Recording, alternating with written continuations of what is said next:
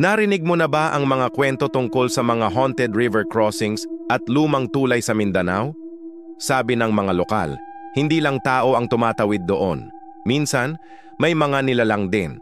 May mga driver daw na nakakasabay ng babaeng nakaputi, humihingi ng sakay sa gitna ng gabi.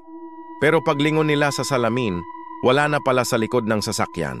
Sa ibang tulay naman, may naririnig na iyakan ng bata o tunog ng mga yapak sa ibabaw ng kahoy kahit walang dumadaan.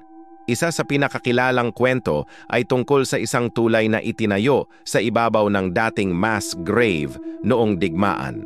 Simula raw noon, lagi na may aksidente tuwing may nagtatangkang tumawid pag 2:00 ng gabi. Sabi pa ng matatanda, kailangan kang magbigay galang bago tumawid, kahit simpleng dasal lang, para di ka mapansin. Mga kwentong nakakakilabot, pero parte ng kulturang di malimutan. Ang tanong, kung ikaw ang magdadrive, dadaanan mo ba ang tulay na yon sa hating gabi?